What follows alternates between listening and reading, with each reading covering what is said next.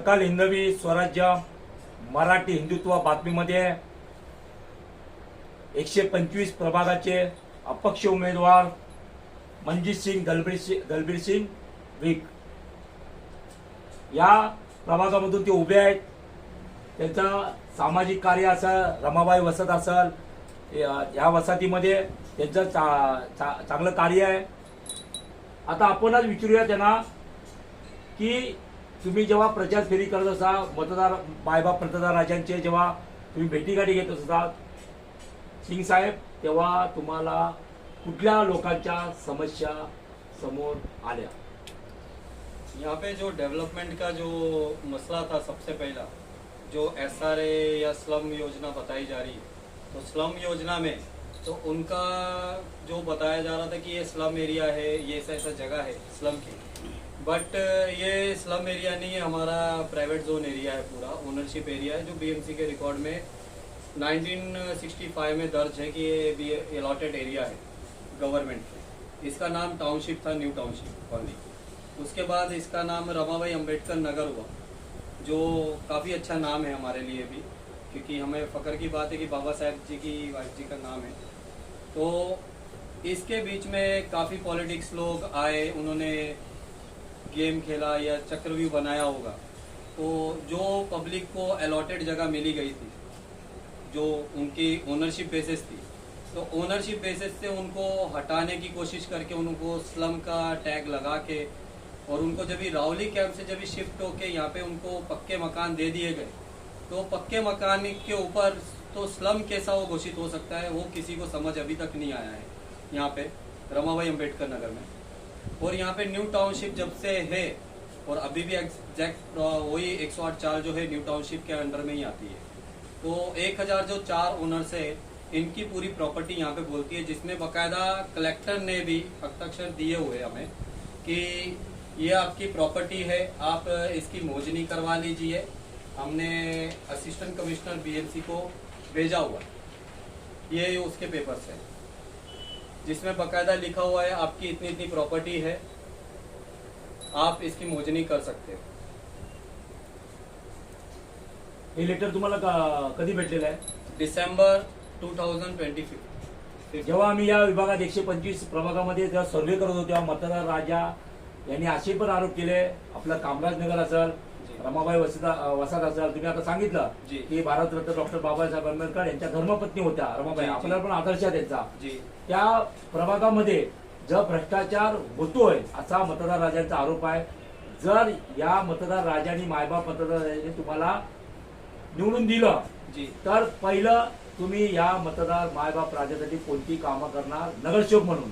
नगरसेवक म्हणून मी एक ही काम करने वाला हूँ स्टार्टिंग में फर्स्ट, कि जो इनके प्रॉब्लम जो है, पहला जो मेन घर है, जो इनकी छत है, इनसे छीनी ना जाए, छत का इनको हक मिल जाए कि इनकी छत जो है ओनरशिप है, ये टैक्स भरते ना ही कि ये भाड़ा भरते BMC को, जिसका उल्लेख हमारे पास इसका कर का भी है BMC का पेपर्स में, वो भी मैं आपको शो कर देता हूँ कि कई लोग बोलते हैं कि हम भाड़ा भरते हैं, ऐसा भाड़ा भर रहे नहीं हम, इसका कर की रिसिप्ट से हमारी।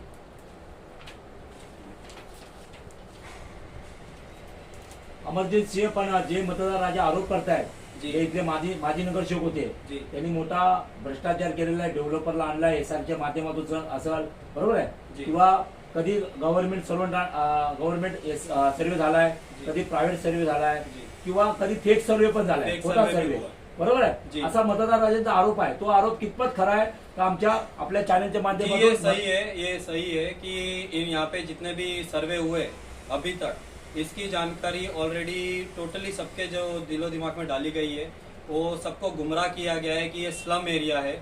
यहाँ पे कुछ सोसाइटी, 1-2 सोसाइटीज है जो मर्ज हो जाती है, मर्ज होने के बाद बोलती है कि ये पूरा एरिया जो है स्लम में घोषित है। एक्चुअली ऐसा कुछ भी नहीं। जब भी आप कोई स्लम में घोषित करते हैं आपको, तो जो यहाँ पे ओनरशिप है उनकी NOC लेना आपको बहुत ज़रूरी है। इन्होंने कोई NOC नहीं ली, इन्होंने सिर्फ मीटिंग अटेंड करने बुलाते थे, मीटिंग अटेंड करते थे, वो मीटिंग का जो पेपर पे आप साइन करते थे, वो पेपर के साइन के बेसिस पे ही ये नोटरी कर देते थे। ये नोटरी करना ये नहीं होता कि उसकी आपको रजामंदी दे दी गई है कि आपने ओनरशिप उनको हैंड ओवर कर दी गई, राइट्स दे दिए कि आप जाके डेवलपमेंट कर दीजिए। ऐसा कोई डेवलपमेंट का ऐसा रूल नहीं होता कि आपने जाके मीटिंग अटेंड की है तो जाके आप बोलोगे कि मैंने डेवलपमेंट को राइट दे दी।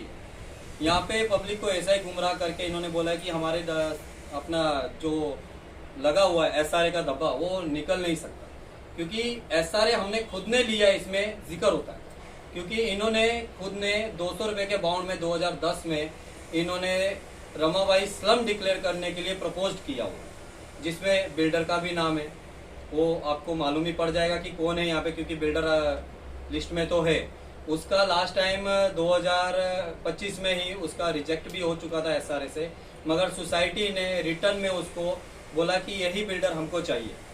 ना ही कोई अपना मीटिंग हुई उसके लिए, ना ही कोई रजामंदी ली गई। जितने भी यहाँ पे टेनेंट्स ओनर थे उनसे without confirmation, without any notice उन्होंने अपना मत रखा सोसाइटी ने, और डायरेक्टली उसके ऊपर काम किया। एक शेवटचा प्रश्न अमरजीत, इथं असा पण आरोप होत आहे, जे राजकीय पुढारीचे जे उजवे डावे दलाल आहेत, दलाल जी जी, त्या लोकांनी एक रूमचे 2-2 रूम केलेले आहेत आणि ते भ्रष्ट अधिकाऱ्यांनी पास करून घेतले, हे खरं आहे का? जी हाँ, खरा है, ये सही बात है। क्योंकि इन्होंने एक घर के पीछे, अगर बैक साइड में उनका घर है, बैक साइड में जगह है उनकी, तो वहां पे उन्होंने शटर मार दिया है। तो उनको बताया कि हाँ ये भी पात्र है, आप वो जाके चेक भी कर सकते हो, आपको जाते सार मालूम भी पड़ेगा। एज पर ओनरशिप के हिसाब से देखा जाए तो ओनरशिप के हिसाब से जितनी भी जगह है तो अलॉटेड है, सब कुछ बराबर है। मगर उसमें क्या है, BMC ने भी ऐसा जिक्र किया था कि हमने अलॉटमेंट किया हुआ है। जब ये BMC ने जब ये अलॉटमेंट आपको दिया हुआ है सभी को, ओनर्स को, तो जब ये अलॉटमेंट नंबर आपको पड़ा है, आपको अलॉटमेंट दिया गया है, आपको बसाया, जैसा प्रभात नगर भी बसा है, सब पीछे टेंडिस कैम्प में भी बसे लोग, उनको भी अगर भाड़ा BMC में उन लोग भर रहे, प्रॉपर्टी टैक्स भर रहे या भाड़ा पावती भर रहे, उनके पास भी कई लोगों के पास रिसिप्ट है, किनके पास 200 रुपए की है, किनके पास 150 रुपए की है। हम जो अभी टैक्स भर रहे हो 20 रुपीज का टैक्स भर रहे हैं, जो पहला हम टैक्स भरते थे 5 रुपए का भरते थे, जिसके अंदर हमारा पानी का, स्ट्रीट का और रोड्स के मेंटेनेंस का सब कुछ उसमें हमारा टॅक्स में ही जाता था। अमरजीत सिंह साहेब, एक असा पण आरोप होतोय, महत्वाचा प्रश्न आहे आणि शेवटचा प्रश्न आहे। महत्वाचा प्रश्न असा आहे की जे 40 वर्षापासून 50 वर्षापासून या रमाबाई वसाहत किंवा आपल्या बाजूचा कामराज नगर असेल त्या वसाहतीमध्ये राहत आहेत, त्यांना अपत्र केले का त्यांच्या पाठीमागे राजकीय पुढारी नाही, तर ते अपत्र केलेले भ्रष्ट अधिकाऱ्यांना ते अलाउ झाले ते रूम, त्या संदर्भात आपल्या मतदार मायबाप राजांना यहाँ पे तो एक्चुअली हुआ तो है, भ्रष्टाचार तो हुआ है। भ्रष्टाचार 40 साल नहीं, 40 साल के ऊपर से हुआ है। ये गिन सकते हो आप, 69 से चालू है, 1969 से कंटिन्यू भ्रष्टाचार चालू है, जिसके ऑन पेपर रिकॉर्ड तुम्ही काय करणार, लढाई लढणार का त्यासाठी? लड़ाई लड़के उसके पीछे तो पब्लिक को न्याय तो देना ही है। बेशक मैं जीतूं या ना जीतूं, मगर अन्याय के ऊपर हम लोग तो खड़े हैं कि पब्लिक को न्याय देना है, पब्लिक को बताना है कि आपके साथ जो अन्याय हो रहा है उसके साथ हम खड़े हैं। तुम्हाला किती विश्वास वाटतो 15 तारखेला येणाऱ्या 15 तारखेला परवा तुमच्या पाड्यात मतदार राजाने तुम्हाला विश्वास आहे की तुम्हाला नगरसेवक म्हणून निवडून देतील? हमें तो होप है कि पब्लिक के ऊपर है बाकी सब, कि पब्लिक क्या सोचती है हमारे लिए। मेन तो सब पब्लिक की सोच है कि हमें क्या बढ़ना है, आगे डेवलप करना है, अपने आपके बच्चों को बढ़ाना है, प्राइवेट स्कूल में देना है या गवर्नमेंट स्कूल को बढ़ाना है, उसको गवर्नमेंट स्कूल को इंग्लिश मीडियम करना है, पब्लिक ग्राउंड बनाना है या क्रिकेट ग्राउंड यहाँ से बच्चे लोग जाते हैं दूसरी तरफ खेलने, वहाँ पे भी आजकल गेट लगा दिया है। यहाँ तक कि वो प्रॉपर्टी भी हमारे अंडर में पुराने रिकॉर्ड्स में बोलती है, बट वो वहाँ पे भी इतना भ्रष्टाचार हुआ है, तो हम उसका भी खुलासा जल्दी करेंगे और पब्लिक की सपोर्ट रहेगी। अगर हम विन भी हुए तो वो भी भ्रष्टाचार हम पूरा निकालेंगे। यहाँ तक कि कामराज का हो, नालंदा का हो, कामराज में भी जो इनलीगल एक्टिविटीज हुई है, डेवलपमेंट्स हुआ है, उसके ऊपर भी हम कार्रवाई करने की पूरी कोशिश करवाएंगे। आपल्याबरोबर ज्येष्ठ समाजसेवक आहे, त्यांचा पण गाढा अभ्यास आहे या सर्व क्षेत्रामध्ये। अमरजीत सिंह यांच्याबरोबर प्रचार फेरीमध्ये पण आपल्याला दिसतील, मतदार मायबाप राजांच्या पण भेटीगाठी बैठका चालू आहेत त्यांच्या। तर आता जसं अमरजीतनी सांगितलं, उमेदवार म्हणून ते निवडणूक रिंगणात आहे, बरोबर आहे, पण तुम्ही या भ्रष्टाचाराकडे कसं बघता? तसा मी महत्वाचा प्रश्न तुम्हाला त्यांना विचारला की या विभागामध्ये जे 50 वर्षापासून अमरजीत सिंह 50-40 वर्षापासून जी लोक राहतात, पण त्यांच्या पाठीमागे राजकीय पुढारी नाही, राजकीय वल्ले नाही, त्या लोकांना अपत्र करण्याचं महत्वाचं कारण काय? तुमचं नाव सांगा. तुमचं नाव सांगा. सकल हिंदुत्व मराठी चॅनलचं मी आपली बाईट घेतल्याबद्दल हार्दिक स्वागत करतो.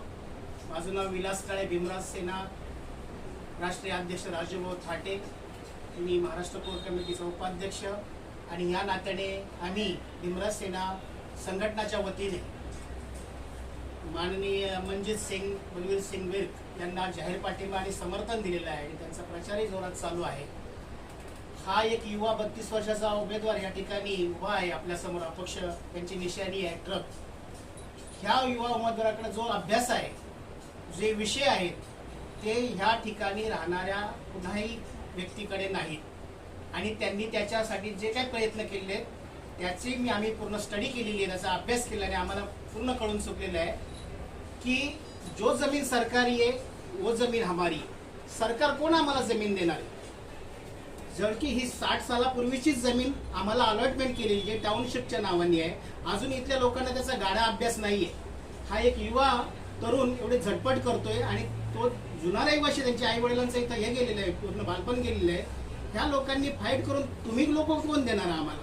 हा सातबाराच आमच्या नावाचा आहे आणि मग तुम्ही आजूबाजूचा जो परिसर वाढला आहे त्याबद्दल आमच्या शंका नाहीये. त्यांनाही ते तुम्ही दिलंच पाहिजे 500 स्क्वेअर फुटाचं. आणि हे या जमिनीचे 1000 लोक मालिक आहेत आणि त्यांनी स्वतः ते डेव्हलपमेंट केलं पाहिजे. तुम्ही बाहेरचे बिल्डर आणून किंवा गव्हर्नमेंट तुम्ही जे SRA मध्ये आम्हाला MMRD मध्ये मोडता, 300 स्क्वेअर फुटाच्या खोड्यात टाकता, कुठल्या बेसिसवर टाकता? जेव्हा बाहेरचा बिल्डर आला तर तेव्हा तुम्ही आंदोलन केलं ना, त्याला थांबवलं नाही का? आम्ही त्याच्यावरती प्रयत्न चालू आहेत आणि यापुढे मनजित सिंगच्या नेतृत्वाखाली आमची संघटना किंवा आम्ही सामाजिक आंबेडकरी कार्यकर्ते त्यांच्या पाठीशी उभे राहणार आहेत आणि या आंदोलनाला मोठं जन स्वरूप देणार आहे येणाऱ्या काळामध्ये. धन्यवाद दोघांचा. पण बघितलं असेल आता त्यांनी सांगितलं काळे साहेबांनी की एक तरुण तरफदार आणि एकदम कमी वय 32 वयाचा व्यक्तिमत्व असलेला व्यक्ती आणि त्यांच्या आई वडिलांपासून या रमाबाई वसाहतमध्ये राहत आहेत आणि त्यांची मला वाटतं पहिलीच निवडणूक आहे. त्यांची निशाणी ट्रक आहे. तर आपण पण आशा करूया की 16 तारखेला जेव्हा निवडणूक निर्णय अधिकारी जेव्हा घोषित करतील तेव्हा त्यांच्या घोषणा झाली पाहिजे. 125 मधून अमरजीत सिंग वर्क, मनजित सिंग वर्क असं नगरसेवक म्हणून घोषित झालं पाहिजे अशी आपण अपेक्षा करूया. आणि हे माझ्या सावंत परिवारच्या वतीने आणि माझ्या सकल हिंदवी स्वराज्य मराठी हिंदुत्व चॅनल तर्फे या मायबाप मतदार, कारण हा विभाग माझ्यासाठी नवीन नाही. मी स्वतः फिरतो इथं लोकांच्या अडीअडचणी, पण मी जरी एक पत्रकार असलो पण एक सोशल वर्कर आहे, समाजसेवक आहे, माझा स्वतःचा माझा पक्ष आहे. तर माझ्या इथल्या अडीअडचणी माहिती आहे. माझे अनेक कार्यकर्ते या विभागात राहतात आणि म्हणून मुद्दामून या तरुण तरफदार व्यक्तिमत्वाला ची मुलाखत घ्यायला मी आलोय.